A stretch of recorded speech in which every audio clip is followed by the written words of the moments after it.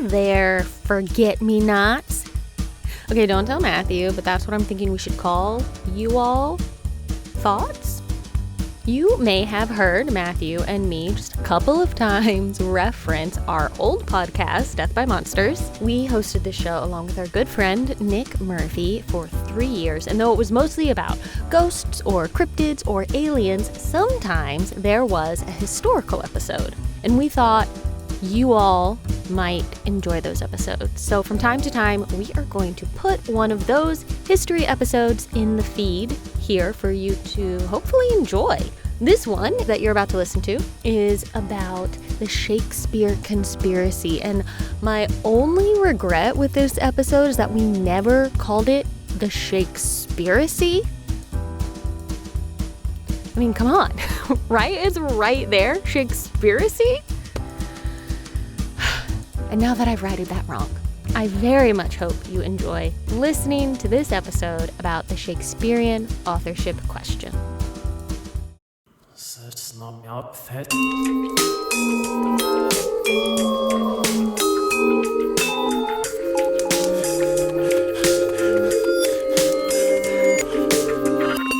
It's Death by Monsters.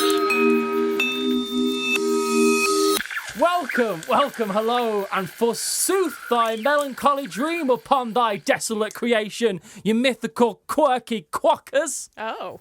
Cool. If you don't know what a quacker is, please Google it and then send a picture to Death by Monsters and all forms of social media. I didn't know what they were, and I feel as though my life is now less of a dismal hellscape, just having looked into their furry little Paddington bear faces. I have to tell you, I got real nervous for a second that you were telling people to just Google something random and then send us images of it. Please don't do that. But then I realized what exactly they would be Googling, and now I'm fully on board. Yes, that's fine. But please don't send us random images. Why say that? Why? Please, whatever you do not send us random images to Death by Monsters podcast@gmail.com. Quackers are these really cute little marsupials. Oh, God, they're amazing. They are so derpy. They always look. They look like a little creature that Star Wars would create to sell stuffed toys. Yes. Oh, my gosh. They kind of do. That's a great description. Like a porg or an Ewok. This is Death by Monsters, a show about monsters, mysteries, and quackers. Also the unknown. And I'm joined by Paula Deming, Hello, everyone. Nick Murphy. Cheer! Oh. Okay, Okay. cool. That's how I decided to go with cheer. You sounded like you sneezed. Yeah, I wasn't sure what was happening. And my name is Matthew Jude. This week's episode has just a bunch of caveats that I need to get through, so I'll start there. The topic this week started off as, let's do something lighter this week after 2 shows about demons and witches and ghosts. So I decided to delve into the Shakespearean Authorship Conspiracy. Oh, and I'm a big theater nerd, so I got really pumped about it. Yes, you are. Parts of that sentence are definitely true. I thought this would be fun and light. You know, make fun of a few historical figures, maybe say forsooth a bunch. And while we will be doing that for sure, what I wasn't expecting was to spend a whole week falling down the most fascinating rabbit hole I've ever fallen into to unearth what I can only describe as the most complicated, academic, and protested mystery of all time. Dun, dun, dun. It is very interesting. I've had a very long week. I also have done, I'll be honest right now, more research on this than any other. Look, Matthew always does a ton of research for our episodes.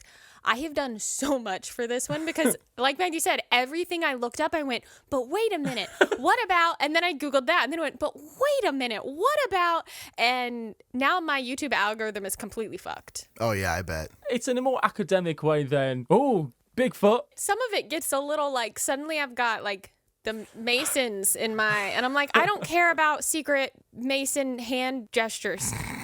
Not to mention, so many of these are there's all these ciphers and codes. I thought it was going to be people just arguing about, this guy named Bob Damn wrote it, Nick! Nick, stop taking my bit.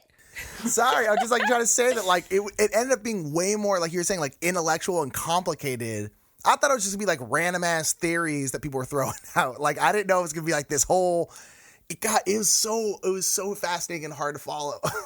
It ended up somewhere that I wasn't expecting it to go, which was really interesting, especially at hour 3 of this one documentary I was watching. Yes. I'll forgo for now the brief biography of William Shakespeare, as I feel pretty confident that most people will have some understanding that he was probably some author or some shit that wrote that film with Leonardo DiCaprio in it. Yeah. Yeah. But what many have also most likely heard is that there have been, throughout history, those that have doubted the man from Stratford's ability to have actually penned the plays. Shakespeare is certainly the most famous playwright of all time, other than perhaps Virgil and Ovid. He is the most famous poet of all time, I'd argue, full stop, and he is, by my estimation, the most important literary figure of all time, along with Dostoevsky, Tolstoy, Dickens, Austen, Pushkin, Wilde, Joyce, and my favourite, Hermann Hesse. I just like him, okay? Fucking sue me. Tolkien, but whatever. Your whole opinion is invalid, so whatever. Tolkien. Dude, Tolkien's the frickin' best, dude. Dostoevsky, who cares? Just so many people. The problem with Shakespeare isn't the greatness of his work. The problem is that, unlike so many other authors, there is the seed of doubt as to the authorship. But I will also add here, at the top of the show, is everyone loves a mystery. It's true. Especially one that can prove so many people wrong all at once. And that is why I'll be laughing all the way to the goddamn Nobel Peace Prize when I discover Bigfoot. That's right, Peace Prize. I know there's other prizes, but Bigfoot will bring us all together. It really will. Somehow you had to bring, even Shakespeare, you have to bring back around to Bigfoot. Well, I feel as if it was valid. Okay. I also love that you win the Peace Prize. I think it's fair. You're bringing everyone together. I love it. I love it.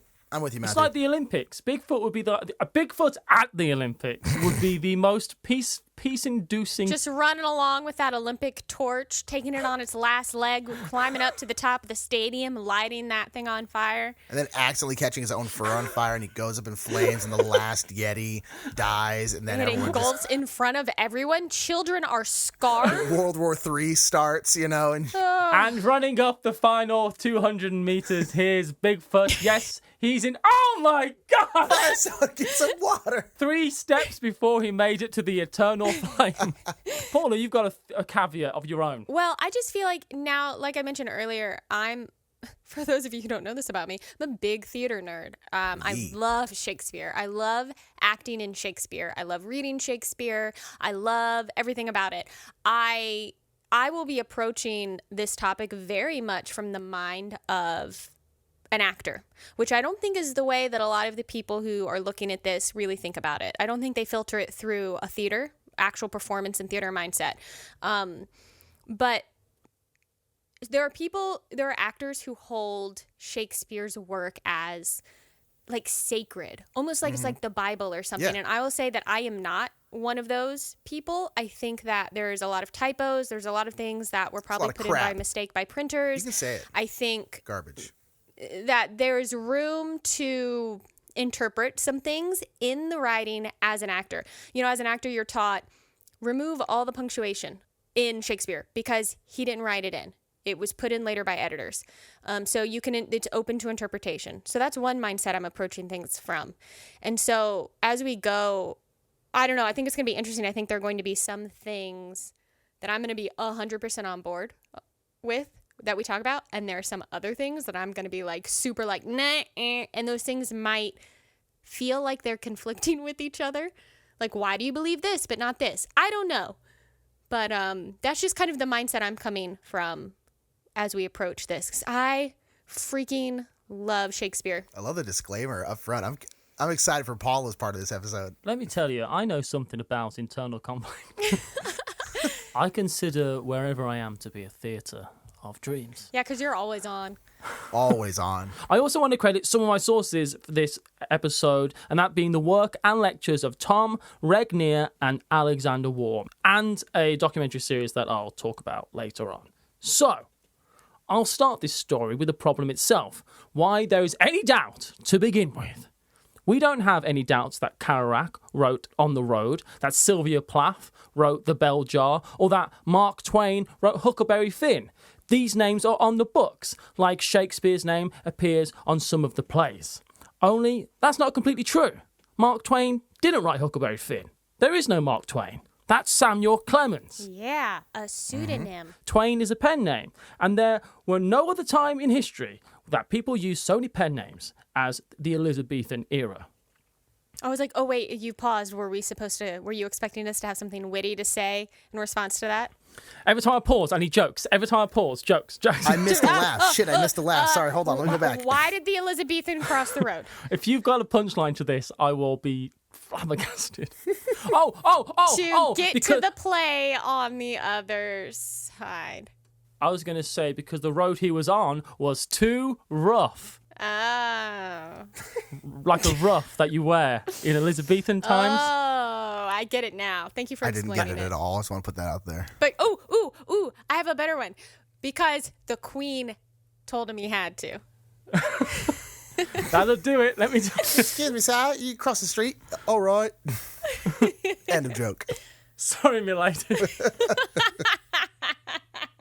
The evidence thrown against Shakespeare fills more pages than he ever allegedly wrote. So I'm going to go through some of it, but not all of it, by a country mile.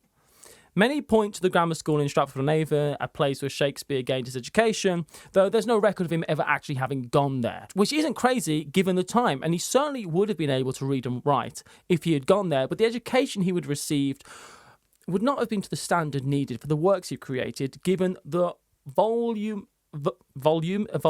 How do you say that word? Voluminous? Yes. Given the voluminous references that are in his plays. I've never heard anyone use voluminous in quite that way before, and I'm trying to decide if I like it. I like it. I think it's fine. You can continue. I like the word voluminous in general. I just find it difficult. I've also used the word corroborated in this, and I was having a real hard time. Your favorite word to try and say, corroborated. I still not sure I'm saying it right. Close enough. The fact with his education is that there have been books written simply on the law as described by Shakespeare in his works. He was a master of the law. But that's not all. For Shakespeare to have written his plays, he would have needed extensive knowledge that many non-Stratfordians, and I'm saying non-Stratfordians rather than anti-Stratfordians, it sounds slightly less I like it. It's a little violent. less, aggressive. Yeah, And I think this whole thing could probably use just a skosh less of aggression. I agree. Everyone could just calm their shit just for a second. Everyone just calm the F down real quick. It'd be great. It's knowledge that many non-Stratfordians would describe as far beyond the reach of a humble man from Stratford that had no record of ever owning any books. He'd have vast and intimate knowledge on medicine, hunting, falconry, horsemanship, military life, tactics and equipment, philosophy, commedia dell'arte, navigation, classical mythology, folklore, biblical law, Greek, Latin, French, German, and other languages, plants, animals, agriculture, gardening, music, heraldry, precious stones, the goings-on in the royal court, that's a big one, Italy, geography, Greek drama, and 2 books have been written, according to Tom Regnier, who comprised this list. Thank you. His lectures are fantastic. 2 books have been written on his knowledge of typography. A true Renaissance man, one might say. Ooh, good one. And I guess there were no, public libraries where he could look up a bunch of things. What was Google like back in? Yeah, could he have just Googled all this How stuff? do you pronounce Google in old-timey English? It's the same. It's surprising. It's just the same as it is now. Exactly the same. Google. It's just Google. And actually, the Wi-Fi signal was a lot better back then because there were less, tall buildings getting in the way. Yeah, there's no Bluetooth interruption anywhere. It was fantastic, really. What a time to be alive. And you great. could just die for any reason. You just die, and everyone's like, why'd he die? What's the autopsy show? That he was once alive? Yeah. I did see that someone died from an everlasting faint. Ooh. That means heart attack. I just learned that. It's a pretty good one. Oh, I know why we heard both that know one. that. Never mind. It's because you sent me the video with that reference in it. An everlasting faint. That's a very nice way of putting a heart attack. But in the 16th century, you could have just been, how did he die? Well, she was eaten by rats. It wasn't, there were some terrible things. Demons. Demons! There are no letters, writings, drafts, notes, or works in Shakespeare's own writing that remain. No paper trail of contracts, payments, nothing. Something that can't be said for almost any other notable and frankly obscure writers of the time.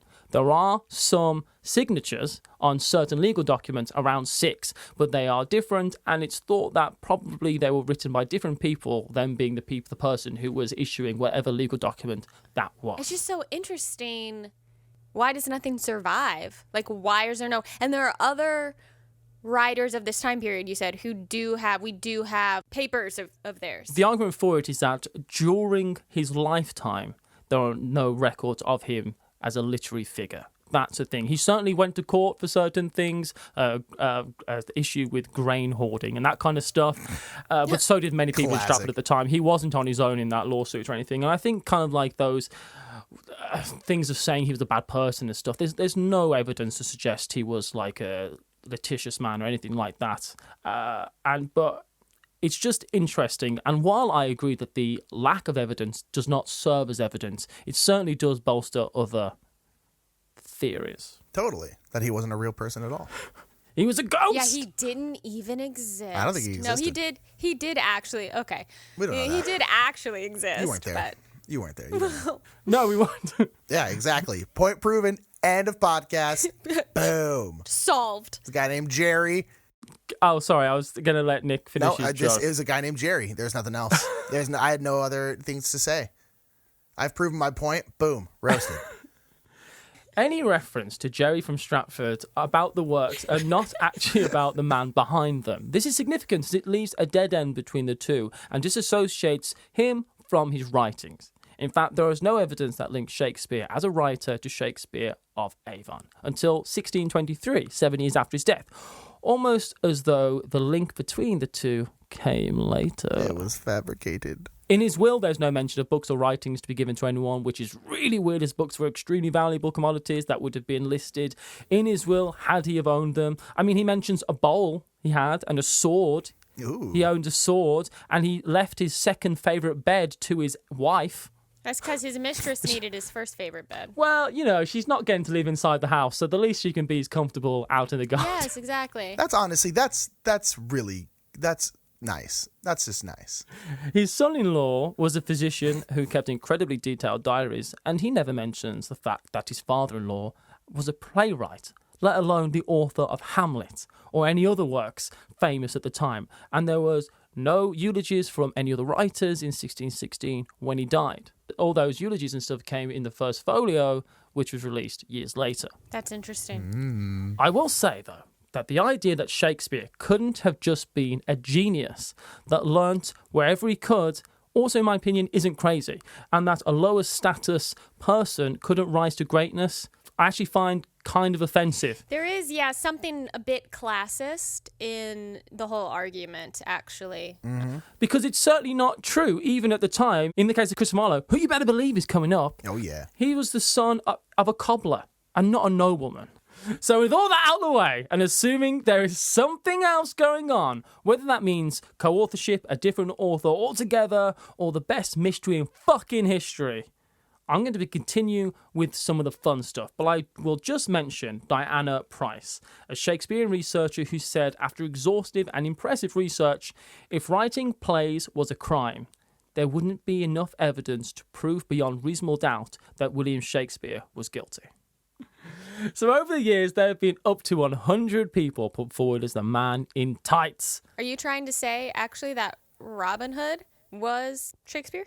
I'd believe that more than anything. Yeah, I appreciate now that that also references Robin Hood, and I didn't remember that Man in tights. at the time. The list contains both the people's rights.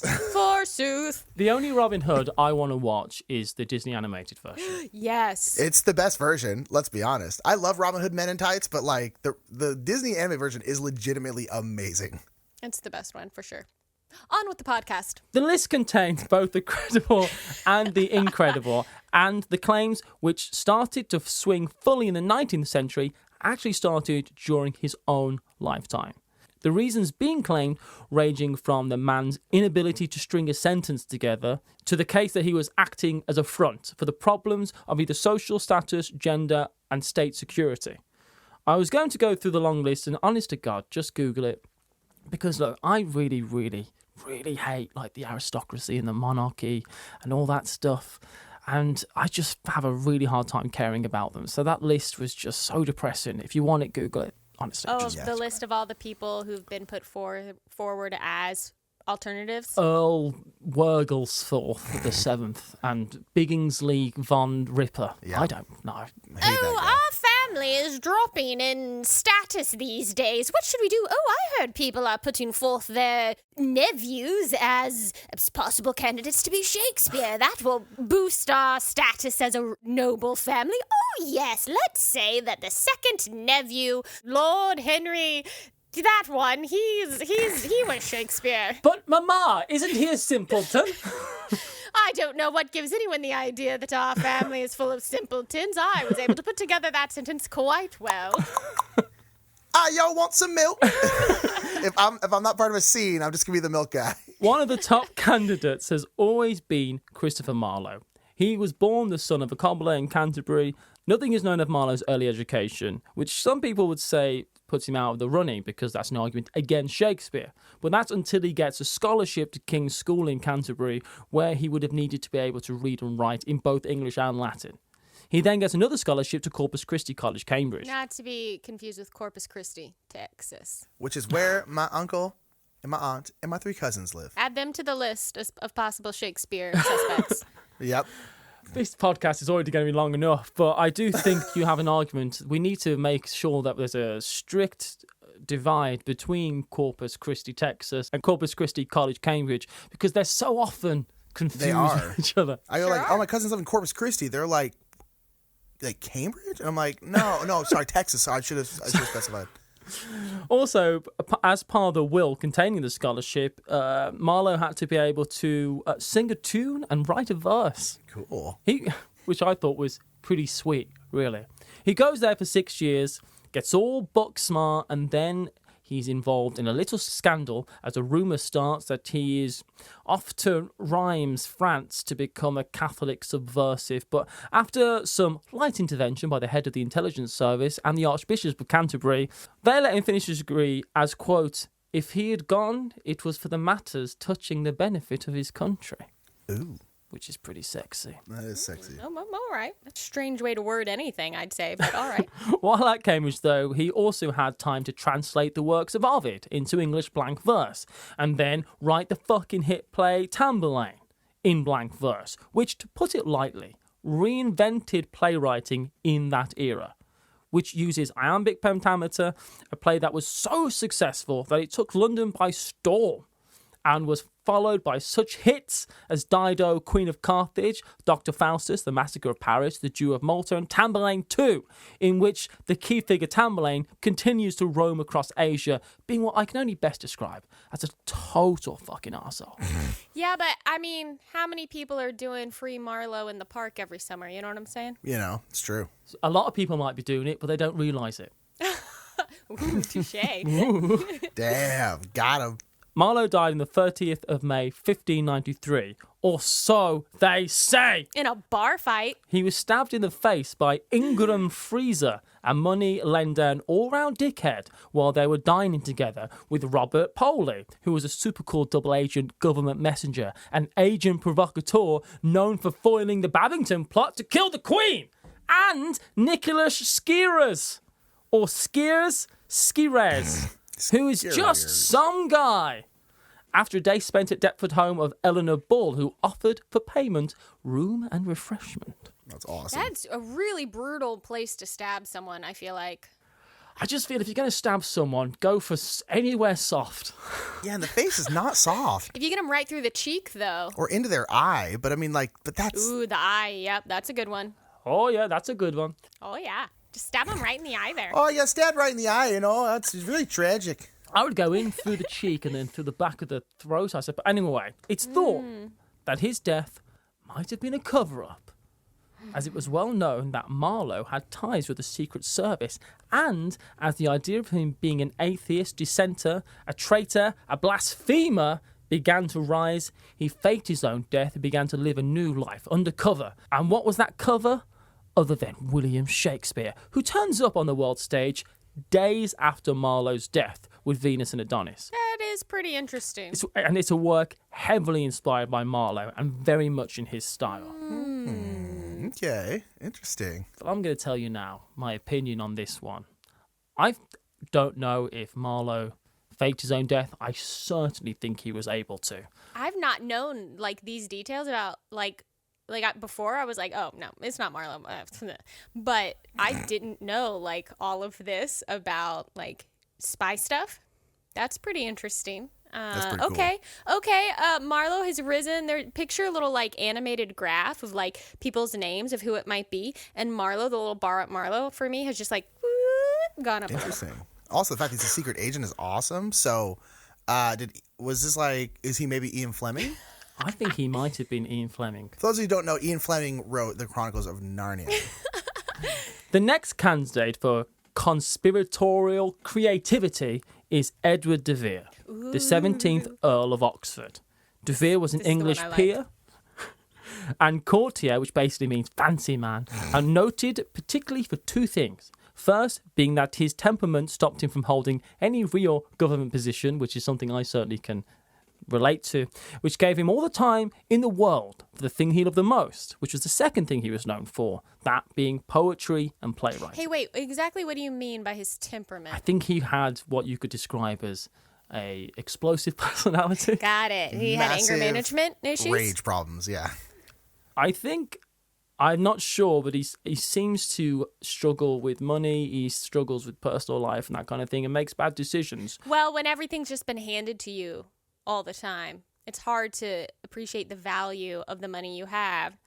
Hence, all of the characters in Jane Austen, you know, who have gambled away their father's fortunes and now are broke. And Edward de Vere wrote Jane Austen.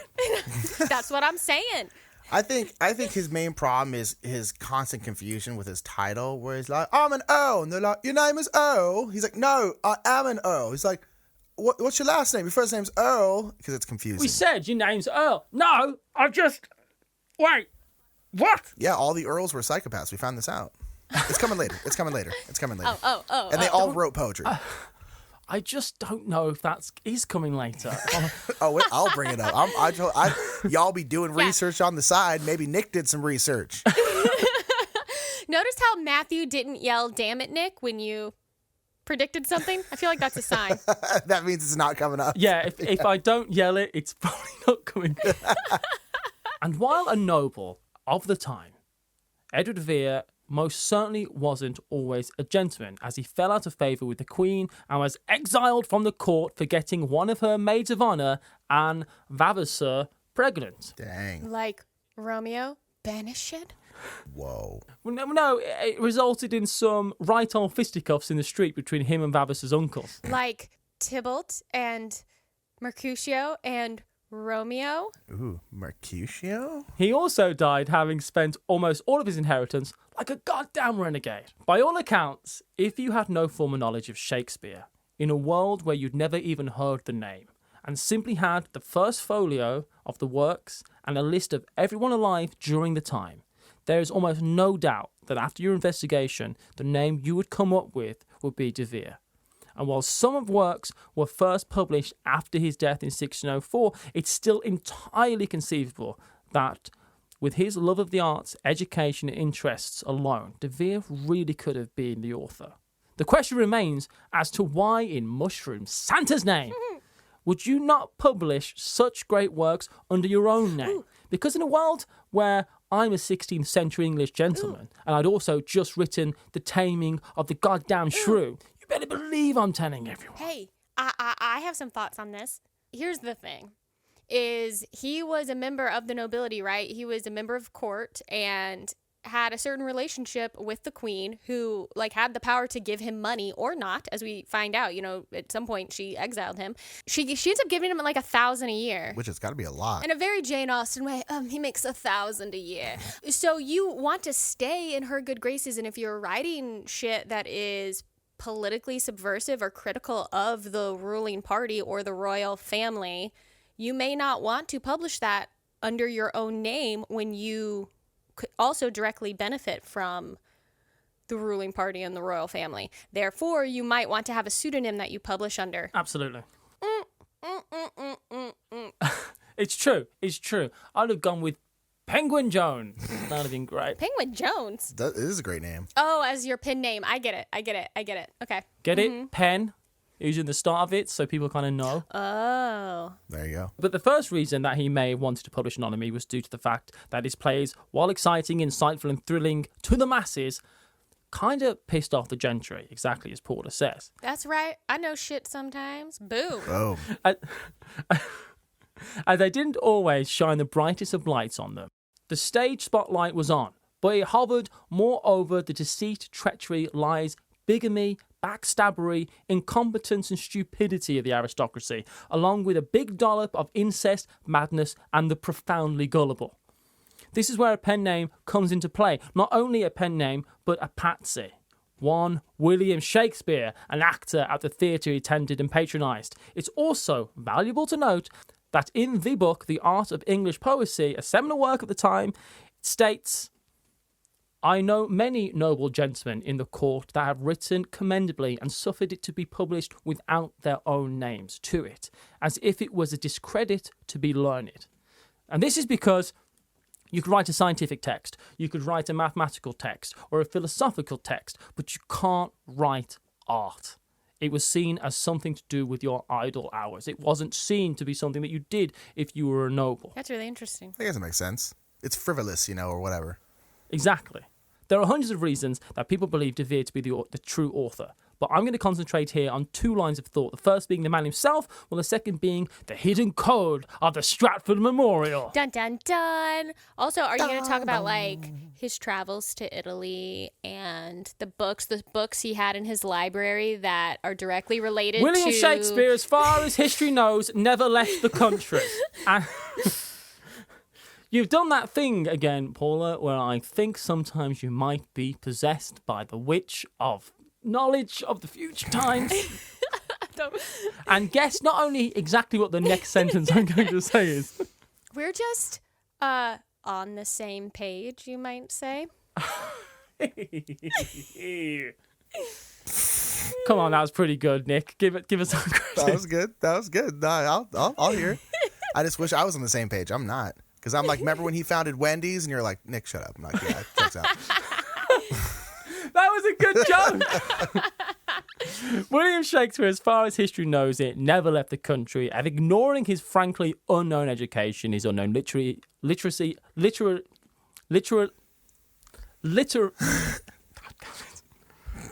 unknown What are you trying to say? Oh my God. Literary evidences? Abilities. Literary abilities. His unknown, Literary abilities. and where the hell he could have read any of the at least 250 reference books needed to have composed the plays and sonnets. De Vere did have all those things. He did. He had them in his library. He had access to them. But that's not evidence enough to put Shakespeare's words in De Vere's mouth, then spit them on society at large like a bad taste of truth. There are a goddamn shit ton of biographical coincidence that place De Vere in good stead to have written the works of the first folio. In fact, there was a book published in 1920 by J. Lonely called Shakespeare Identified that looked at the 18 characteristics needed to have written the plays, and only one person came close. He was also the only person to score a perfect 18, and that's De Vere. Edward de Vere, he wrote Shakespeare, isn't it awesome? Clear also would have been good. Keep going. And while one coincidence is interesting and 10 might be astounding, hundreds move more into the realm of undeniable. So I have for you some of the many biographical coincidences that pin the ruff of truth firmly around De Vere's neck and screams, "Choke me like you love me." Oh. Yeah. Okay. Well, we learned something about Matthew today. I'm with it, dude. Keep going. And Nick. We've learned something about Matthew and Nick. Noted. I've gone a bit shy now. The main characteristics include a mature man of recognised genius, not adequately appreciating his time, an enthusiast for Italy, loose and improvident in money matters, and conflicted in his attitudes towards women. De Vere fits them all. But while they may be interesting and even curious, it's nowhere near enough for an indictment against Willie Speakeasy. So here are a few more. I liked it. I giggled very quietly, but I liked it. Yeah, I'm down. I just accepted it. It'll be super loud in the edit. with like echoes and coming from everywhere, like it's surrounding. In 1578, during a Latin oration, Gabriel Harvey, a notable author of Latin in the time, said of De Vere, "Vultus televirat," which, as you will all know, unlocked the gates of hell and split De Vere into 8 pieces, all of which were scattered around the world, to be later put back together by a plucky band of wizarding schoolchildren. Horcruxes. It actually means, "Thy will shakes spears," which could be the inspiration behind the pen name, though I do find this one very difficult to believe, as it relies on meeting the man from Stratford later on, who is also called Shakespeare, or that the actual Shakespeare didn't exist. But I've already written that stupid wizard joke, so I thought I'd keep it after the main edit of the script, because I was pretty happy. All right. I think it was worth keeping in. Yeah. It was a Harry Potter joke. I know nothing about Harry Potter other than Horcruxes, I guess. I was really impressed that you even made a Harry Potter joke, because I thought I was going to make the joke and it was going to be like a coincidence that you said this thing, and I was like, did you know you made a joke about Horcruxes? But you did know, so there you are. Boom. Horcruxes. Certainly De Vere loved the arts. He had 28 books dedicated to him in his life. He did write poetry in his youth, and while by all accounts it's not great, it does come across as proto-Shakespearean. I think it was like, look, I looked at this girl and she didn't love me anymore, and then no one understands me. Sounds a lot like the poetry I wrote when I was 19. It's pretty bad. I am the mirror. He laughs in my face. No one understands my genius. Stop reading my journal, Matthew. Why don't I look like the other girls? It's gotten too real. Please stop. I'm gonna go cry for a minute now. Y'all keep talking about Shakespeare. De Vere had 2 theatre troupes. He leased Blackfriars Theatre, which went on to be used by Shakespeare, and he toured Italy extensively, including most but not all of the locations used in the plays. Ovid's Metamorphoses is one of the key works that inspired the work of Shakespeare, and one that Shakespeare would have had to have used the original version, given the punny nature of its use at times. The most notable translation of Ovid's work was by Arthur Golding. Arthur Golding just happens to be De Vere's uncle, and they lived together while he made the translation. Venus and Adonis was a painting by Titian long before it was a poem by Shakespeare. In Shakespeare's writing, it mentions Adonis wearing a bonnet, but Adonis doesn't wear a bonnet in any of the paintings, apart from one. And that's the one in Titian's studio in Venice, a place William never went, but you better believe De Vere was certainly in Venice, giving him a chance to see it. Okay, here's a thought. Look, I am kind of on, this is one of the things that I'm like, when I said earlier I was going to be on board with some stuff, Edward de Vere is one of the things that I'm pretty on board with. However, he was a patron of the acting troupe that Shakespeare was a part of. Could they have just had like conversations about some of this stuff and then Shakespeare wrote it into his, because Absolutely. Authors today write, okay, so like I know someone right now writing like a medical drama. She's not a doctor, so she just interviewed a bunch of doctors so that she could get some of the details right. I absolutely agree with that. I think that, and we'll come on to this later, there are way more variations on what could have happened than just Shakespeare did nothing. And I do think that, if Shakespeare was definitely an actor at the theatre company, he was around these people. You're absolutely right. I think that's a really important point to make, because it's not, because again, I don't like the idea of Shakespeare was just some country bumpkin that couldn't know anything about the arts because of where he was from. I really do find that genuinely offensive. Yeah. Because he lives just down the road from where I live, and I'm a genius. True. So Shakespeare could have been also. So Shakespeare could also have come to my level of No, I'll finish that sentence. My level of genius. I mean, I do agree that he could have gotten some of this information through osmosis, but considering you were talking about earlier, like the amount of like essentially expertise that he has in terms of like, like all the different, medicine and history and all these different things, I feel it'd be hard for one person to get all of that just through osmosis from like knowing people like De Vere and stuff like that. And so I don't know, I'm kind of on the fence I'm like in the middle of both those. A theory that I'm going to bring up later is something that agrees with the sentence you just said. Okay. I think it's hard for any one person to have that volume of knowledge on so many topics. Yes. It was a really long list that you said earlier. If you really think about like the breadth of Shakespeare's plays, it's like, yeah, man, the dude had to have known an incredible amount. And that's why, like, I kind of, it's like, yeah, he could have just, like your friend who's writing the medical drama, like, she interviewed doctors, but she's writing a show about more or less one thing. And so, like, I totally get him being like, hey, DeVere, you've been to Italy. Like, tell me about Venice. Like, I'm writing a play about Venice. Like, there's canals and stuff, but, like, what, there's, like, a bonnet on a painting, right? Tell me about that. Actually, Shakespeare doesn't mention canals, I don't think, in any of his depictions of Venice. Okay, well, see, exactly. He's never been there. That's Case an solved. argument some people make. I think you're wrong there, Paula. Oh, really? Yeah, in the play The Little Canal That Could. Yep. Oh, you know what? I forgot about that one because a lot of people don't consider that play to be canon. But you're Yeah. right. You know, it's part of the Apocrypha. So Polonius' satire in William Cecil. De Vere happened to live with Cecil after his father died and went on to marry Cecil's daughter. Yeah, that is a little bit weird. In Hamlet, pirates capture him and leave him naked on the shores of Denmark, which parallels De Vere, as he too was captured by pirates and left naked on the shores of England. Venus and Adonis and the Rape of Lucrece are dedicated to Henry Isley, the 3rd Earl of Southampton. Also, it's believed that he may be the fair youth of the sonnets, where in part he urges Southampton to get married, which is kind of weird for a man from Stratford to be urging the Earl of Southampton to get married. But it wouldn't be odd if De Vere had done that, because De Vere knew Southampton and wanted him to marry his daughter. Oxford's Geneva Bible had a bunch of annotations in it, made long before Shakespeare wrote his plays, and it was found that the more often a biblical reference is made in a play, the more likely it was to be found annotated, highlighted, or in some way underlined in De Vere's Bible. pretty interesting. That's weird. It's so cool. But while all these coincidences are super interesting, and I believe make a very strong case for De Vere, it does get all a bit bloody intriguing when you take into account the work of Alexander Waugh, who went and cracked a bloody code. Well, let's take this, before we start, let's take this code with a grain of salt. I fully believe it. I don't know what we're talking about. What are we talking I'm with Nick.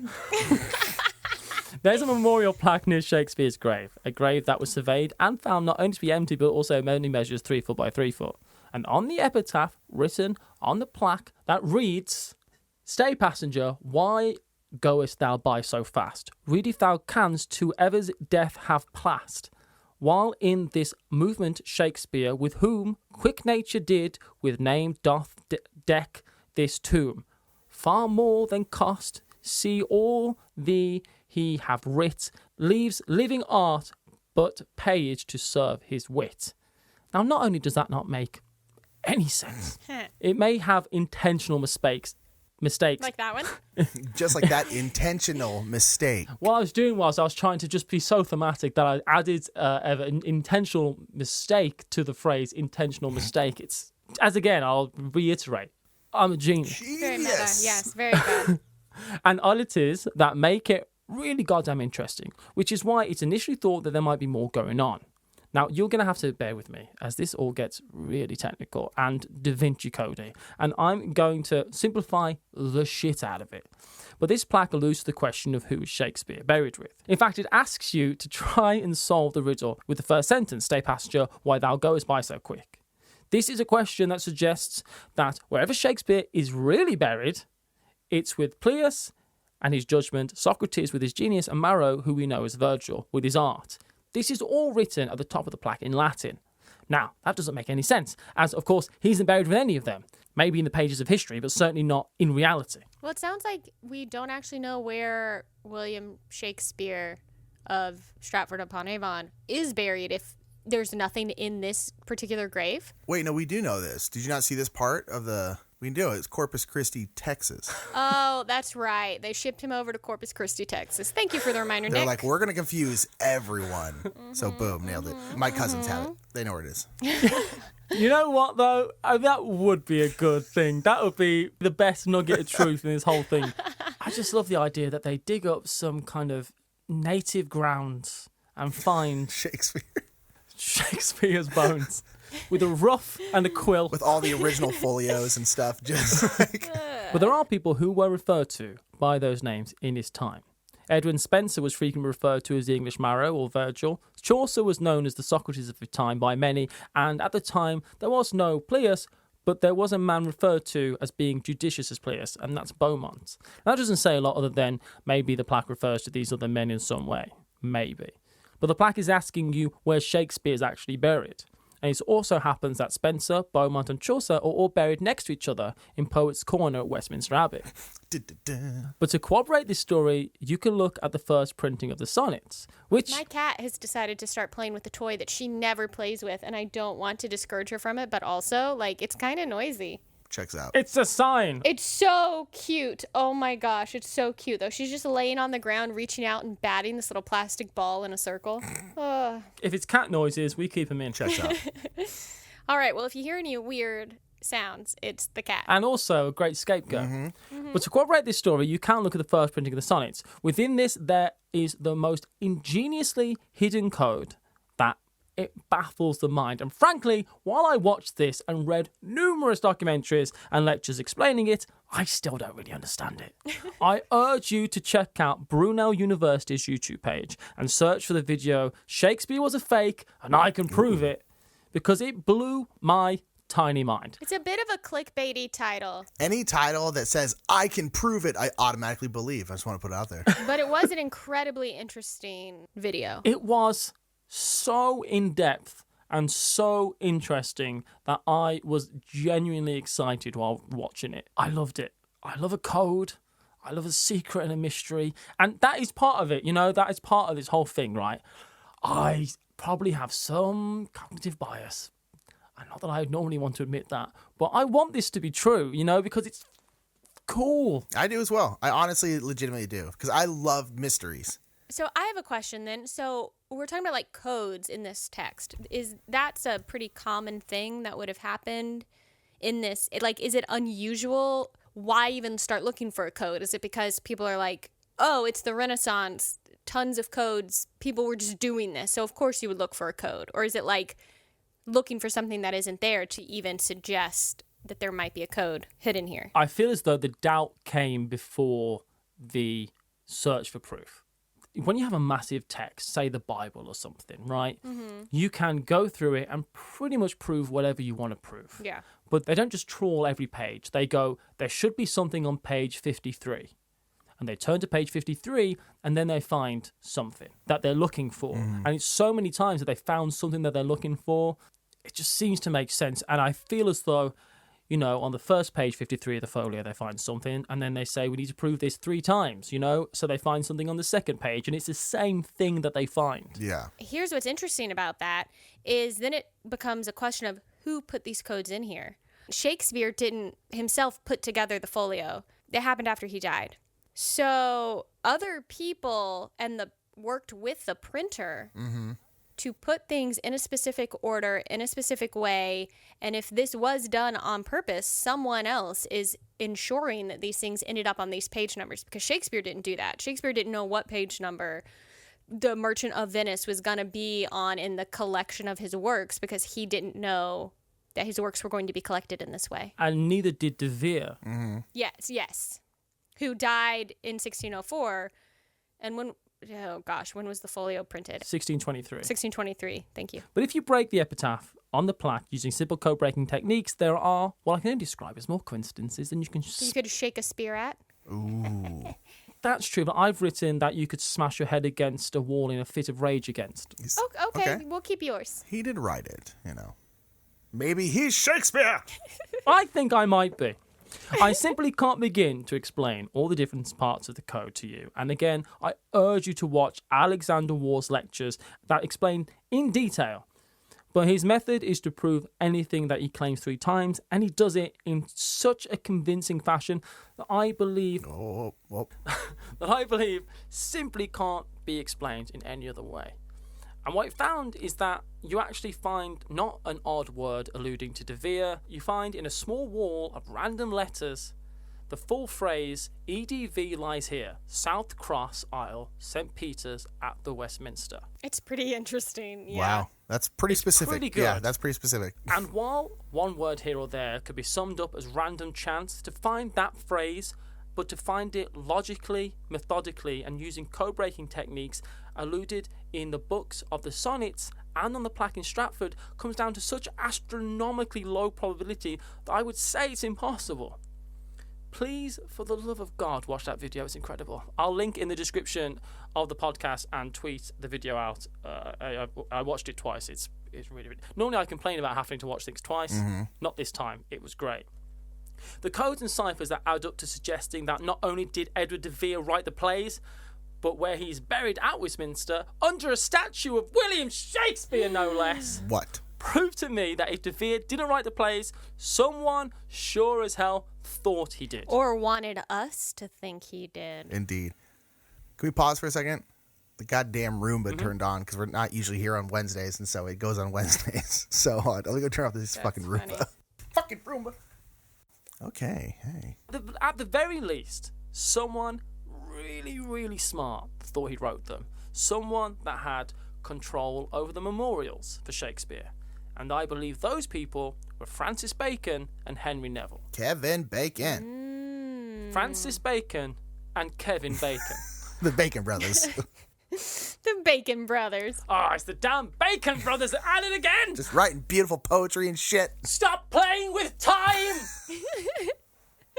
Wait, Kevin Bacon is Francis Bacon. Just time traveled here and seamlessly integrated into our society. Well, like he's seamlessly integrated himself into British society, doing the EE adverts, which is a mobile network here, and everybody loves Francis Bacon now. And I just said mobile instead of mobile. You did. I don't know what the hell's happening. You also said there. Francis Bacon. I think you meant Kevin Bacon. When everyone does everyone love Kevin Bacon or Francis Bacon now? Sorry, they're so similar. I get them. I get them confused.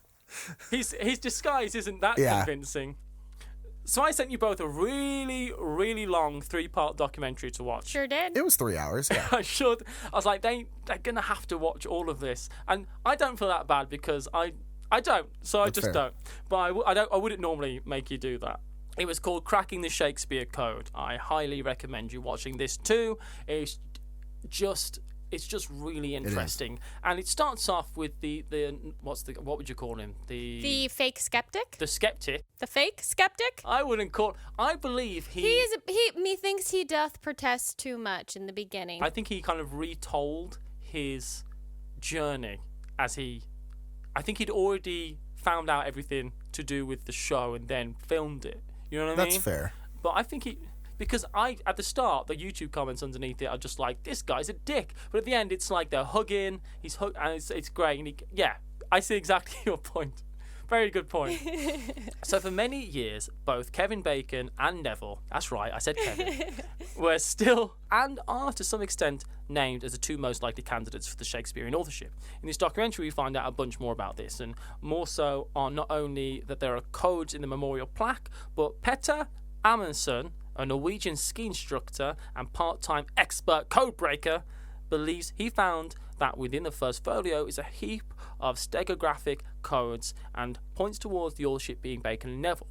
But more likely is the fact that perhaps the codes were entered into the folio of Shakespeare's work by Kevin and Neville to point to a more profound and meaningful inspiration Yeah. throughout the folio, using again, and I'm going to have to just be painfully simplistic, there is undeniable proof of codes and hidden messages. Whether you believe anything about them is up to your own interpretation. But there are codes in the folio. These range from the coincidence of Bacon and Neville's name being found together in the work not only once but twice, right next to each other, but many other messages that point to the fact that the whole folio... This is where Paula has a hard out. The whole folio was actually published by the Rosicrucians. Yeah, okay. Yeah, this is where, remember earlier when I was like, some things I'm going to be on board with Edward de Vere. Some things, definitely not. And this is where I go. I'm with it. I'm still with it. This is where it gets a little woo-woo conspiracy for me. I'm not one to place any faith in a woo-woo conspiracy. Have you seen Denver Airport? It's the shape of a swastika. Yeah, let's not confuse multiple episodes into one. So, Denver Airport is... So, before we go on, it's important to talk about who in God's earth the Rosicrucians are. I'm going to be very brief. The Rosicrucians, Rosicrucianism is both a spiritual and cultural movement from Europe that arose in the early 17th century. This became somewhat of an underground and very forbidden craze as their publications, Fama Fraternitatis, which means all for the fame of the brotherhood to us ill-educated cattle, and Confessia Fraternitatis, which is the confessions of the brotherhood. And while they sound very much like boys love manga to you unindoctrinated weebs, they were in fact mysterious doctrines built on esoteric truths of the ancient past, which hid insight into the physical universe and the spiritual realm, spouted most definitely from the literature of Kabbalah, Hermeticism, alchemy, and mystical Christianity. The spiritual leader was a man named R.C. R.C. Cola. Cola. Yep. Who invented the most generic cola. Who said... I love RC Cola. And the Rosicrucians are now, for the rest of time, have to search and find the hidden recipe for this cola. How many herbs and spices? 11! Yeah. Well, you got to dip it in like mercury first and hide it in an underground tunnel. It gets weird. We're switching gears. RC Cola. RC's meant to be sponsored by RC. Sorry, Course. RC Cola is like, hey, you guys want a sponsorship? We're like, Ooh, awkward. Nah. Could you mix it with Cole's Banquet? Although if you can mix it with coffee though, that's pretty good. That's the whole thing I do. No, do you ever do that? Coffee gross. and Coke? No, never. coffee and Coors Banquet? No, well, I've done coffee and Cole's Banquet, but just next to each other, but not the same glass. But you get an espresso, you put it into into a can of cola. Oh gosh. No, is that good? That can't be good. Yuck. We have actually talked about this on a previous episode. Have we? We have. I remember because it sounds so disgusting That sounds to me. so gross. It's like the elixir of prison, God. Yeah, that's the It's joke great. you made then too. I'm nothing if not consistent. That's right, baby. RC's meant to be buried not only with spiritual treasure, but perhaps with real treasure, as well as his most important book. The idea here, as far-fetched as it sounds, Paula, is that Neville, De Vere, and Bacon, along with perhaps Shakespeare himself, hid the Rosicrucian Code in the first folio, but this leads to the very obvious question. Nick. Well, actually, I thought Nick was going to be more... When I wrote this bit, I thought Nick was going to be less on board. So, Paula. I did too. What's the obvious question that the Rosicrucian... Why? Yeah, but like, Why would they do this? why'd you think I was going to be on board? Okay, whatever. You're a skeptic! You're the skeptic. I thought you were going to have so many I'm problems skeptical with this, Nick. about monsters and aliens and demons. I'm not skeptical about like, hey, maybe someone else wrote this. That to me is a very low stakes thing. Hold on. I resent this. No, this is bullshit. I think it's totally fair for me to be like, nah, Chupacabra doesn't exist and all this kind of stuff. Aliens But you don't think own Chupacabra. all of Turkey. You know, it's like, no. To be like, maybe someone else wrote Shakespeare. I'm like, what's the evidence? No, oh, really? no. That's kind of interesting. But this part with the Rosicrucians and the freaking Holy Grail. Why not? Why not have some Da Vinci Code type shit in here? Why not? No one's going to mention the Holy Grail. They're going to mention other things that are often... I know. I'm trying not to ruin what's coming up for you because I know Don't what get it me is. wrong. Don't get me wrong. I'm not like full ass on board. If you want to know, I'm kind of a De Vere guy personally. But it's like, Oh my gosh, we agree. yeah. So here's the thing. It's like I'm not being like this is it, but I'm just not as like why are we even talking about this? Like it's no. So continue, you bastards. In their lifetimes, knowledge, learning, and spiritual learning especially were for those in the know and not for everyone. And the dissemination of such knowledge was tantamount to blasphemy. It's for that reason that perhaps the Rosicrucians has something to do with the Shakespearean works, as they undeniably include a vast wealth of knowledge, more so by far and on a wider range of topics than any other author: law, politics, medicine, science, navigation, military tactics, all the things from the list I gave you a while ago. All crucial information, or world progressing information, which is what the Rosicrucians were all about. All information that was hidden in what equates to the best entertainment of its day, bigger than Netflix, Disney, and Marvel at the same time. This was the perfect way to educate the masses, right under the nose of the elite. I like that too. I like that being like, no, everyone should have education. I'm down. But did everyone know how to crack these codes? No, they couldn't read. No, because the information was in the plays. It was, you learn about philosophy and And that was the whole point. It's like they were saying that plays get are a it. way where everyone can enjoy them. I guess unless you didn't speak the language, but it's just like Theater is for the people. Art is important. yeah, and they're saying like illiterate people can still get the knowledge. it's the fact that, every regular yak herder, we don't have yaks. I could have come up with, I'm here. I could look. Yeah, what? I mean, there are literally like sheep herders in Shakespeare. Like, you could be making a Shakespeare reference right now. Like, you could be making an As You Like It reference this very moment, and you've blown it, Matthew, frankly. Oh, let's close up shop. Okay. Carry on, Paula, with the rest Harsh. of That was harsh. Okay, Paula. so then here's the thing: is the idea is that all of these Rosicrucians have to be looking for something that RC hid, and guess what that thing is? The motherfucking Ark of the Covenant. Now, okay, this is probably the moment where you, like me, are going to go, I don't know, this sounds a little crazy now. What? Does everyone just want to be Indiana Jones? And to that I say, yes, the people in this documentary suddenly become Indiana Jones wannabes. They make fun of that. They are fully aware of how Indiana Jonesy it sounds. What makes the whole Rosicrucian code hidden in plain sight in the first folio even more tantalizing is that it seems to Peter Amundsen, at least, to be a lot more hidden information, including the whereabouts of Arcee's tomb, the recipe for the cola, and the treasures within it. The all-important recipe for the How cola do they to be make drunk it? out of, the Holy Grail. It's there. If ever there was a holy grail. It's the recipe for RC Cola. Hi, RC, get in touch. Or you just drink RC Cola out of the Holy Grail. I believe the holy grail, the cup overfloweth with RC cola. I think That's in Genesis. Man does not live by bread alone. He also needs some RC Cola to wash it down. and some Mountain Dew Red Code.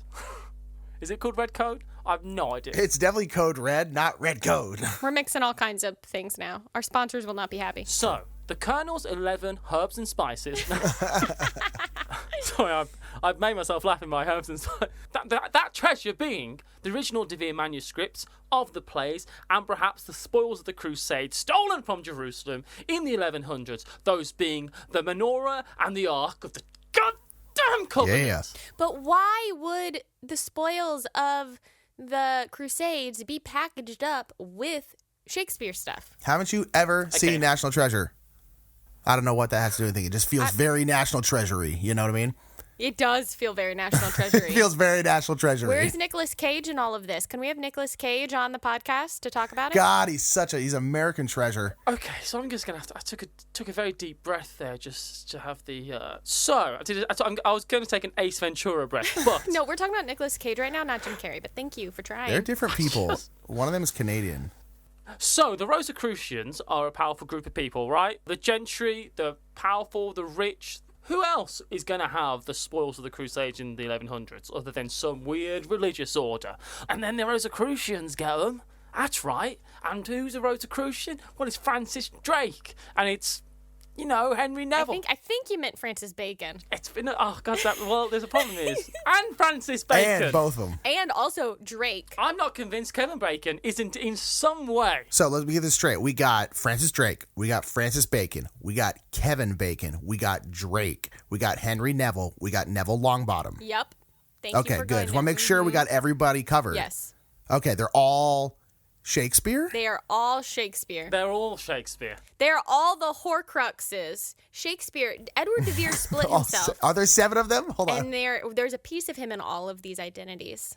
We have to destroy them all for Shakespeare to actually be dead. That's why there's no one in the grave. That checks out. Oh, I like that, Oh, I actually. made Matthew laugh. The point you're missing, Paula, What? What is it, Matthew? is that the real Shakespeare is in all of us. But I'm not saying it's the real menorah and the real Ark of the Covenant. All I'm saying is whatever relics were in Jerusalem during the Crusades that were looted, brought back to Europe, possibly brought back to Scotland, which is a whole other thing. Possibly those relics, not like a real face-melty Ark of the Covenant. It was just like whatever the people in Jerusalem were displaying as those relics at the time. When someone says, I've got a piece of the cross, my thought isn't, is that really a piece of the cross? My thought is, I wonder where that relic came from at some point. That's fair. And where is this tomb? RC's tomb? Which really, it sounds like some fun uncle, but it's... Oh, RC. Hey, Uncle RC, where is his tomb? That's where Uncle RC keeps all the weed he lets us smoke sometimes. But don't tell our parents. Exactly. In his Coca-Cola empire. I think it was cocaine he had. Yes, Peter Amundsen, using his incredibly convincing and persuasive code-breaking analysis, by the means of what Incredibly convincing and persuasive, I think, might be up for debate. I think he's pretty persuasive. And by means of what would have to be the most powerful series of coincidences in the world, they are found on Oak Island, Nova Scotia, baby. That's why Drake went. Why? Because he's Canadian. Because Degrassi, he was on Degrassi, right? Yeah, he was the kid who got shot. He was on Degrassi Knoll. Drake killed Kennedy. Degrassi, no. Oh my God. Nice. That was a good one, Matthew. Matthew, that was a good one. I want to acknowledge your comedic genius. Thank you. I didn't think we'd be talking about Oak Island when I first started my research, but it was on my list of things to look into because I don't know if you know anything about Oak Island. I don't really. I don't. It's super cool, but the main thing about Oak Island, Nova Scotia, is that for hundreds of years, people have said there's treasure there, and they've been looking for it. And this all just ties in so nice. You think the treasure they say is there is this treasure, the Rosicrucian treasure? Yes, I do. I really do. Look, I am really happy to believe in this. Like, what's the drawback of believing in it? Nothing. Believe what your heart tells you. Vast disappointment, like believing in anything or anyone. But yes, I just feel it all adds up. It all makes sense. But the thing is, right, with this whole map, so the whole map that they forged out of the first folio, right, is a map where you put the Tree of Life over the page and stuff because it's all alluded to in the texts and of the plays, and it's just you kind of look around and my thing is, right, so they found these 5 boulders on Oak Island that were definitely put there by Yes. map. That's indisputable, unless it's because they're geometrically aligned, right? Yes.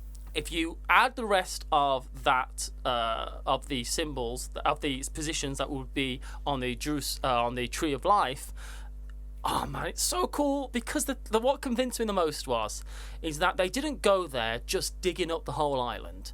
Peter Amundsen said there should be something exactly here and there should be something exactly there. And these were 2 boulders that they were looking for. They said, look, if my code, if what the map I've created out of this book is correct, what I'm looking for should be exactly there. And they went there, used all their GPS stuff, dug one hole, and it was there. There were more boulders, more man-made, like man-positioned boulders. And that was like, what? I just think that if Shakespeare's original, like, text isn't there, or the, Ark of the Covenant and the menorah and all that kind of stuff, fine. But there's something there. There's something there, definitely. It's the recipe for RC Cola, as we've already discussed. Yes, obviously. And isn't that worth dying for? I'm kind of with you, Matthew. I'm not quite as like 100% convinced, but here's the thing with me. It's like with this kind of stuff, because I talked about it earlier. It's like I have no what's the word? Empathy, sympathy. Oh my goodness, I think that's a different conversation. No love in my heart. No, I have no stake in this. Like, if this ends up being true, cool. If not, whether or not Shakespeare wrote these, I don't care. Honestly, I just don't care. Like, it doesn't change the fact that I love those plays. It doesn't change like how great they are. None of it matters to me, honestly. So I'm very open. Earlier you said both of you were surprised at how not skeptical I was, and I'm just like, no, I've been very surprised. I'm an open book on this one. I'm with it. So because I'm gonna go ahead and say this is my call, because I love movies like National Treasure. I love this whole, like, there's codes inside these words. We did all this stuff to break, and then down here there's treasure. Like, I love, and also love, like, like books like Da Vinci Code, or like Angels and Demons, like finding all these things and like going on these big crusades from clue to clue to clue to find. I love these kinds of stories, and I want one to be true. So I'm going with this one. 2 more points before Paula destroys us with facts. I would never destroy you. I love y'all. I would never destroy you. I might tell you you're wrong and stupid, but I would never destroy you. That destroys my heart. Look, the thing is as well, is the way that they found this this map, right, was to do with the constellations. And then they looked at the constellations and stuff that were referenced in the folio, and they found that this, like, the Chimera, and they looked for the Chimera things, and then they looked for the most important stars and stuff. What it all boiled down to, what Peter Amundsen went down, in a lot of people's opinion, would be some kind of ridiculous rabbit hole where you're just adding things together to make a hole that doesn't exist. You're working backwards from the solution you want to find to see how you can get there, and then saying that working backwards was proof of the solution. I would agree with that normally, but the solution he was trying to find was, where is the treasure? Not the treasure is on Oak Island. Because the map he found, because when you take a globe, which is the like the constellation globe, when it kind of like the constellations are mapped out to where they would be, like above the sky, in reference to the Earth, above the sky, he said the treasure should be buried here, and that place he found out was Oak Island. That's what got him to Oak Island, and to me that was not saying I want it to be Oak Island. Let's see if I can prove it's Oak Island. That was, oh, well, I guess it's on Oak Island then. What's there? And the second thing is, I'm worried I know more about the Shakespeare conspiracy than I do about Drake, because I really don't know anything about That's Drake okay. even You don't at need to know all. anything about Drake. It's fine. Paula, Yes, Matthew. tell me what you're thinking. Tell me what you're really thinking. Gosh. No. Don't tell me what you're really thinking. Just tell me what you think about Yeah, I don't think this anyone's specific ready topic. to hear what I'm really thinking. It might make things awkward. It's darker in there because of the light that That's you true. shine. The shadows are much darker. That's really what it is. I hate to admit this, but you've almost said some things that sound kind of reasonable. Thank you. So I'm pretty sure you were not talking to me, but I'm going to go ahead and you didn't specify, so I'm going to go ahead and take credit for it. Thank sure, whoever heard that statement and wants to pretend it applies to them is welcome to. Whoever needs that the most. Yeah, you take that and you internalize it. Because when we first got to this portion, you know, I was like, y'all, this is kind of where I'm out. As soon as we start bringing up like the Ark of the Covenant, it goes so woo-woo conspiracy theory. Oh, for sure it does. I just like that. I was like, I just think I have to bail on this. Like, I don't think we're no longer just talking about like who wrote Shakespeare. We're now talking about some vast mystery, treasure, conspiracy. You're right, it is cool. It's like so hard to believe the amount, and like why. I keep going back to like why. Why is this happen? Like, why would they do this? Why would they go to Nova Scotia to bury this stuff? Why there? But then you say this stuff like, and then I was like, well, I mean, whatever. Like, he made it be Oak Island, and look, oh, these lines just happen to line up. Like, any lines just work like that. That's how lines work. But then you were like, well, they did use the constellations of where they were. You know, they did use an old map, and they did this, and it just happened. And I was like, oh, I don't know. I get so excited about this because if you look at the place names around there and stuff, and then there was that guy who was working for Kevin Bacon, I think it was, or was it Kevin Smith?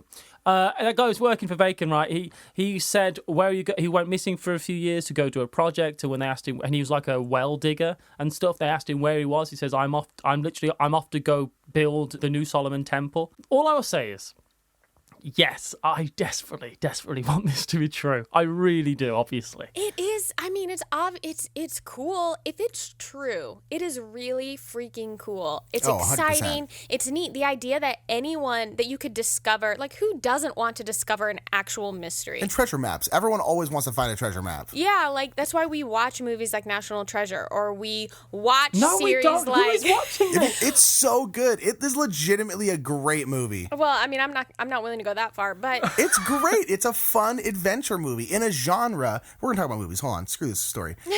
The most underused genre is adventure movies. Like, I miss adventure movies. Like, where it's just fun adventure, like Treasure Hunt, like The Mummy, or like, it's like adventure movies are so great. I love adventure movies. I'll admit, it's why I like Stargate so much, the film. That was ace. It was cool. It was an adventure. Yeah, it's like they made Indiana Jones and everyone's like, this is amazing. And then they're like, yeah, we don't need to make like any more of these kinds of movies. I love adventure movies. well, and I think part of that desire to like, I love an adventure, I love a treasure hunt. To me, that makes it harder for me to believe that this thing is actually real, because it sounds like a thing people are manufacturing just because they want so badly for it to be true. Until I hear that someone has actually dug up a menorah or something. I don't think they will find the menorah and all that kind of stuff, right? Maybe they will. That'd be so amazing. I don't think so. I think they'll find some stuff. I don't think it's going to end up being like, all the spoils from the Crusade, all that kind of. That's where like I kind of I'm with Paula. I'm with you in that kind of thing where I'm just like, this was about like Shakespeare and like who wrote Shakespeare, which to me is such a simple story in terms of like, hey, who wrote it? Here's all these kind of ideas. And then it turned to this whole like, yeah, but like. Now the treasure and like the rose, it's turned into so much more. To me, it's like Shakespeare is like the smallest part of it. Well, and it's so hard to believe that I don't know. So I want them to find it. Don't get me wrong, but I'm still skeptical. But I'm going with this one because, like Matthew, you said, like the amount of coincidences that happen in this whole situation are staggering. I mean, really, really staggering. And I'm like, yeah, why not? Because again, I have no stake. I don't really care. So it's just like, to me, I'm like, yeah, why not? Shakespeare wasn't real. Well, here's the thing. Okay. I think really what we're talking about here are two different things. Because I think there's one thing about like, who was Shakespeare? And did someone else write the Shakespeare plays? And then I think when we get into this stuff, I think it's a completely different mystery. yes. That's fair. Because I don't think Shakespeare wrote into his plays clues about where the freaking Ark of the Covenant is buried. Would you like to hear some of my theories? Yes. Theory 1. Neville and Bacon, with or without De Vere, wrote the plays to anonymously forward the Rosicrucian message that went against the church and monarchy of the time, that all men should be learned and use Shakespeare as a front. It all went south. The reward for Shakespeare, of course, being fame and fortune. Okay. I'm kind of with that. Shakespeare was a patsy in case everything went terribly wrong. I don't think he existed at all. I think his name was Jeff. Mr. Bridges, are you telling me... Theory 2, Shakespeare was a great writer himself and a member of the Rosicrucian order and was willing to work with Bacon and Neville and also De Vere in a joint effort for the same reason and to the same end, to spread knowledge of history, science, art, philosophy to the masses. Okay. I also agree with that, except for his name was still Jeff.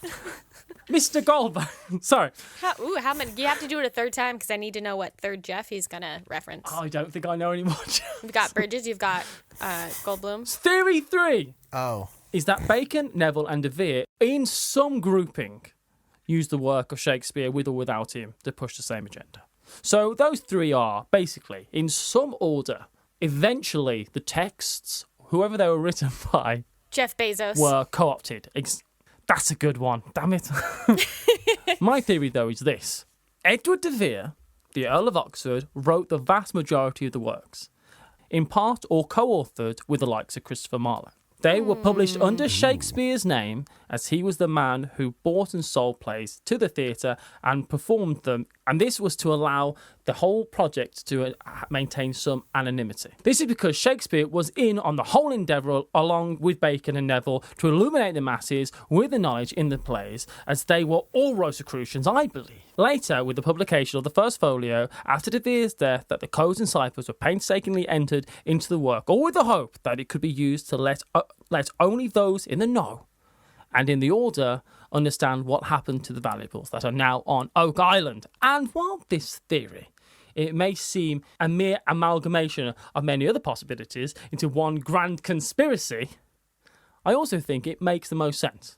That it had to be a group effort, that everyone had to be in on it, that in order to create not one but three masterpieces within the folio. That of the art and beauty of the plays, the knowledge maintained in them, and the codes used to hide the whereabouts of the original manuscripts. It was more than one man could do, even if that man was the genius of De Vere or a very good actor from Stratford named William.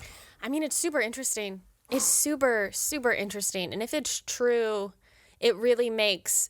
I mean, I'm already fascinated by Shakespeare. Just like the work. the works of Shakespeare.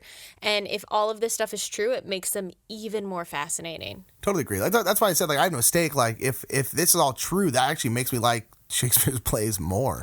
So I'm like, cool. I hope so. One thing is true, and that's that the authorship of Shakespeare is in question. Whether or not that is the right question to ask is up for anyone to answer. What's important is that whoever wrote those plays and those sonnets, be that one person, a group, or alien lizards from another dimension. Probably not that.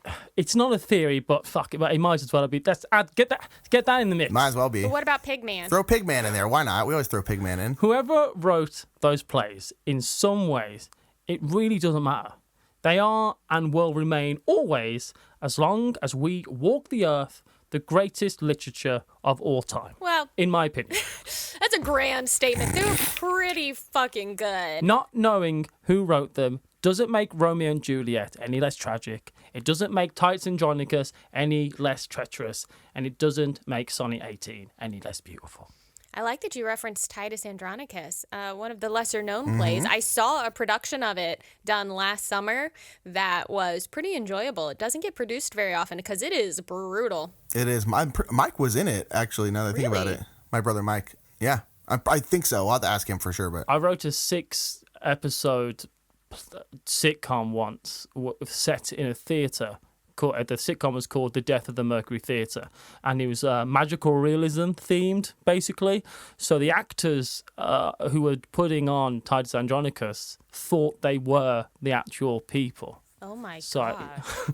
That's a dark sitcom. Hilarious. It was very, very clever. Yeah, it did get rejected by the BBC. Well, most people do, so it's okay. It took Stranger Things 10 years to get made. So they did. Well, they just didn't read the whole thing, because the problem with magical realism is the first 10 pages, right?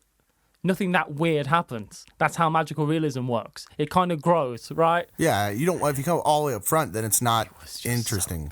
I put a lot of effort into that.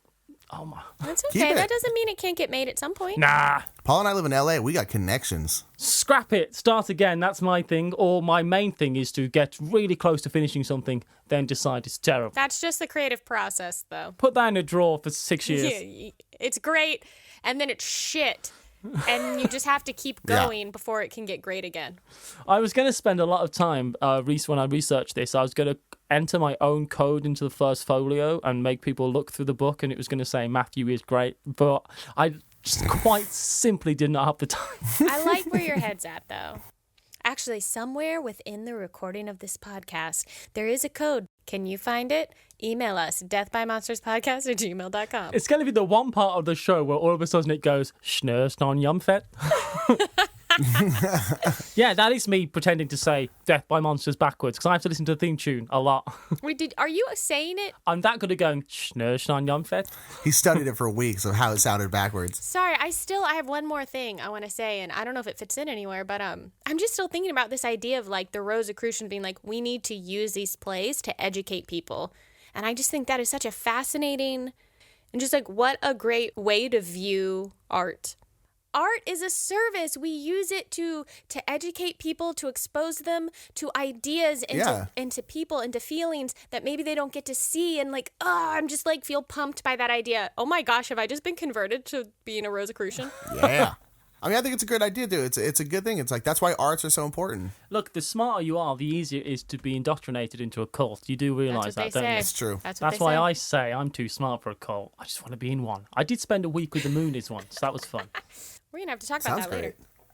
Hey, thank you for listening to Death by Monsters on our episode all about Shakespeare.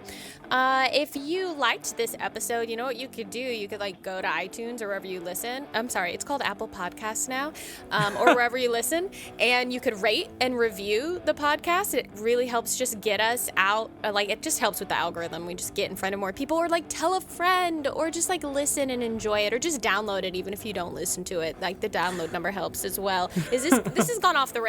Yeah, I hate listening to it. I don't care. Please, the best thing you can do for us really is just tell someone about the show. That'd be super helpful. I'd appreciate it vastly. We're trying to put a lot of work into this, and we really would. If you could just find someone that you know who might enjoy it, we would love for you to tell them about the show, and then force them to download it. Every single episode. And also, you could force them to follow us on Twitter or on Instagram or join our Facebook group. We are in all of those places, and we post on them. So if you have a home strange story of your own where we say your weird, freaky stories, then send that into deathbymonsterspodcast@gmail.com, and hey, try to keep it to a page. You know, I mean, I love how enthusiastic people are, but shorter is not always bad. You know what I mean? I got sent what I can only describe as a short Stephen King novel recently. But hey, it was very good. I love it, though. Those of you who wrote a long thing, thank you so much for taking the time to do that. We're not trying to shit on you. But we did not read them. No. We refuse to read them. I print them out, then I burn them. Well, I really, really appreciate it. Everything you've sent us in so far for those Home Strange will be fantastic. It's been serious. It's becoming one of my favorite parts of the whole thing is reading and then doing the Home Stranges. Looked at some pictures of a creeper doll recently someone sent us. Real quick. But I want to give a shout out to our new sponsor, Corpus Christi, Texas, the city. Yes, thank you, Corpus Christi. Appreciate you, Corpus Christi. Thank you. And RC Cola. Free hotels. Have your people call us. RC Cola. Okay, so we got 4 sponsors now. Great. Okay, cool. Disclaimer, we are not sponsored by any of these people actually in real life. I don't know about that. Corpus Christi loves us. Hey, oh my gosh, thanks again. We're going to let you go. I am Paula Deming. I hate this bit. I'm Matthew Jude. And I'm Nick Murphy. And you've been listening to Death by Monsters. Bye. Bye. Bye.